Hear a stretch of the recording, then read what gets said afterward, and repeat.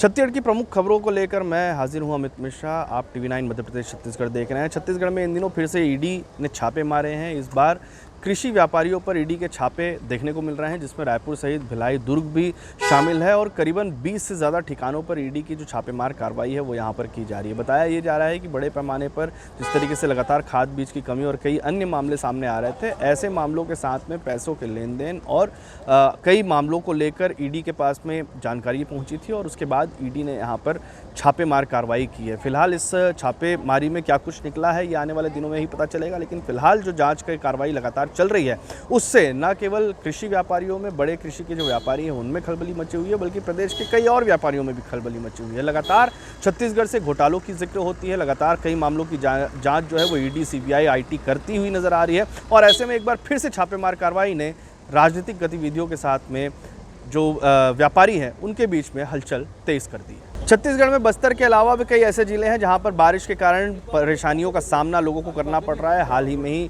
बलरामपुर से एक खबर निकलकर सामने आई है जिसमें पुल बह जाने के कारण कुछ लोगों की जो मृत्यु है वो भी यहां पर हो गई है। कुछ लोग बेघर हो चुके हैं और लगातार इस तरीके के हालात जो है वो बस्तर में भी देखने को मिल रहे हैं। ऐसी तमाम घटनाओं को लेकर तंज कसते हुए राजनीति भी तेज यहाँ पर नजर आ रही है। कांग्रेस की तरफ से दीपक बैज जो प्रदेश अध्यक्ष हैं उन्होंने तंज कसा है कि सरकार की सारी व्यवस्थाएं जो है वो पूरी की पूरी धरी की धरी रह गई हैं और लगातार इस तरीके की घटनाएं देखने को मिल रही है। वहीं लेकिन दूसरी तरफ सरकार का दावा और देखा जाए तो प्रयास जो है वह लगातार देखने को मिल रहा है। सरकार की तरफ से ये भी दावा किया जा रहा है, मुख्यमंत्री ने साफ तौर पर कहा है कि उन क्षेत्रों तक भी जो सामान है उनको पहुंचाया जा रहा है। बारिश से उन लोगों को बचाने की कोशिश, बाढ़ से उन लोगों को बचाने की कोशिश की जा रही है जहां पर सरकार की योजनाएं भी नहीं पहुंच पा रही। एयरफोर्स के हेलीकॉप्टर से रेस्क्यू भी किया जा रहा है। इसके अलावा राशन के साथ में स्वास्थ्य सामग्रियां भी पहुंचाई जा रही है। इसके अलावा अन्य व्यवस्थाओं का भी जिक्र करते हुए मुख्यमंत्री ने कहा है कि आने वाले दिनों में भी किसी भी तरीके की परेशानी बारिश को लेकर और बाढ़ को लेकर होती हुई किसी भी क्षेत्र के लोगों को नजर नहीं आएगी। बिल्कुल चिंताजनक है, क्योंकि प्रदेश के कुछ हिस्सों में भारी बारिश हो गई है और इन बारिशों को देखते हुए शासन और प्रशासन अलर्ट रहना चाहिए। जिस तरह से अभी बस्तर में बाढ़ आई, पूरे लगभग बहुत सारे घरों को उन्होंने तबाह कर दिया, उसी तरह से बलरामपुर की घटनाएं हैं, तो निश्चित रूप से राहत और बचाव कार्य सरकार को तेज करनी चाहिए और जहां बारिश हो रही है वहां शासन प्रशासन अलर्ट रहने की। ईडी की कार्रवाई के साथ साथ नशे के कारोबार को लेकर दीपक बैज ने फिर से सरकार पर निशाना साधा है। आज दीपक बैज ने प्रेस कॉन्फ्रेंस करते हुए कहा कि एक तरफ छत्तीसगढ़ ही नहीं, जो भी भाजपा शासित राज्य हैं उन क्षेत्रों पर ईडी की कार्रवाई, छापेमार कार्रवाई होती हुई नजर आती है, लेकिन उन लोगों पर कार्रवाई नहीं होती जिन लोगों के साथ, जो लोग बीजेपी के साथ में होते हैं। इस पर आरोप लगाते हुए उन्होंने सीधे तौर पर कहा कि छत्तीसगढ़ में लगातार नशे का कारोबार फल फूल रहा है। कई ऐसे लोग भी हैं जो जिनके संबंध जो है वो कई लोगों के नाम इस पर सामने आ रहे हैं, लेकिन उन पर कोई बड़ी कार्रवाई ईडी, आईटी, सीबीआई करती हुई नजर नहीं आती है। छत्तीसगढ़ में केवल जांच जो है वो ऐसे लोगों पर होती है जिनके साथ बीजेपी के लोग शामिल नहीं हैं या जहां पर बीजेपी शामिल नहीं है। ये आरोप लगाते हुए उन्होंने सीधे तौर पर तंज कसा है कि भाजपा शासित राज्यों में ही केवल इस तरीके की कार्रवाइयां, चाहे ईडी की हो या अन्य कार्रवाइयां हो, देखने को मिलती है, लेकिन नशे जैसे कारोबार का बड़ा जिक्र करते हुए उन्होंने कहा कि इस पर ठोस कार्रवाई या ठोस जांच अब तक नहीं हो पा रही। ईडी की छापा पड़ी है, क्या है ईडी? अब ईडी के पास कोई काम है, मध्य प्रदेश में उनका कोई काम नहीं है, गुजरात में कोई काम नहीं है, हरियाणा में उनके लिए कोई काम नहीं है और ना ही दिल्ली में उनके लिए कोई, जहां जहां भारतीय जनता पार्टी का शासन है उनके लिए वहां कोई काम है। तो इसलिए वो ताकत लगा रहे हैं, जहां कांग्रेस की सरकारें हैं, गैर बीजेपी की सरकार है, वहां ताकत लगा रही है, टाइम पास कर रहे हैं। देखिए, छापेमारी तो खानापुरती है। रही बात, आप 32,000 जग खरीदे का ऑर्डर हो जाता है, या उसको जांच कौन करेगा? 1 लाख का टीवी 10,000 में बिकता है, उसको जांच कौन करेगा? और आप 3% कमीशन का चिट्ठी लिखते हैं पूरे ठेकेदार, उसका जांच कौन करेगा?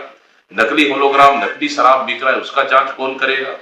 और आप बस्तर ओलंपिक के नाम से 1400 का ट्रैक सूट 2500 में बिक रहा है, उसको जांच कौन करेगा?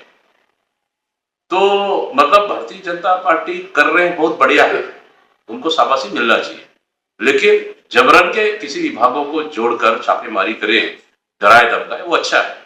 इस तरह से बदले की भावना कार्रवाई प्रदेश की जनता की नहीं, तो हमेशा हम इस बात को कहते हैं बाकी जब झूठ बोलने का समय आता है, जनता में भ्रम फैलाने का वातावरण तैयार करने का समय आता है, तो कांग्रेस बड़ा आगे आगे आकर और सभी बातों को जनता के बीच में भ्रम का वातावरण फैलाती है। जब ऐसा मामला आया है और कांग्रेस के किसी नेता का ना कॉन्टैक्ट उससे जुड़ा हुआ बताया जाता है और संपर्क में बताया जाता है, तो इस पर उनका बयान देना चाहिए, बोलना चाहिए उनको को, और कार्रवाई भी करनी चाहिए। मैं तो ये मानता हूँ शुचिता की बात करने वाले इस तरीके के कार्यों में अगर संलिप्त हैं तो वो निश्चित रूप से बहुत दुर्भाग्यपूर्ण है और जनता को धोखे में रखने का काम तो कांग्रेस करती है। भाजपा के राष्ट्रीय महामंत्री का छत्तीसगढ़ दौरा था। राधा मोहन दास ने आज छत्तीसगढ़ में आकर प्रेस कॉन्फ्रेंस किया। उन्होंने बताया कि 17 सितंबर से 2 अक्टूबर तक जो पखवाड़ा है वो भाजपा की तरफ से मनाया जाएगा, जिसे पीएम मोदी के जन्मदिवस से लेकर गांधी जयंती तक ये पखवाड़ा मनाया जाएगा, जिसमें स्वास्थ्य सुविधाओं के साथ में कई अन्य सुविधाएं भी देने की कोशिश की जाएगी। और इसके साथ में इस पखवाड़े में रक्तदान शिविर का भी आयोजन किया जाएगा, मुफ्त स्वास्थ्य शिविर का आयोजन किया जाएगा। जो नमो जिस तरीके से गार्डन बनाए गए हैं उनको विकसित किया जाएगा। इस तरीके से अलग अलग क्षेत्रों में अलग अलग समय पर बड़े पखवाड़े के रूप में इसे बनाने के, प्रदेश भर में मनाने की जो बात है वो यहाँ पर उन्होंने की है। हमारा एक प्रमुख कार्यक्रम है 17 सितंबर से 2 अक्टूबर तक आदरणीय प्रधानमंत्री मोदी जी के जन्म दिवस को भारतीय जनता पार्टी पूरे देश में और सेवा ही संगठन, सेवा ही संकल्प इस दृष्टि से मनाती है।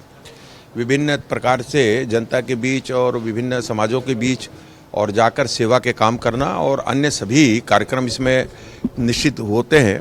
उनको लेकर हमारे नीचे तक के कार्यकर्ता, हमारे वरिष्ठ नेता, हमारे पदाधिकारी सभी और इसको सेवाई संगठन के रूप में मनाते हैं और ये कार्यक्रम 2 अक्टूबर तक समाप्त होता है, गांधी जी की जयंती तक।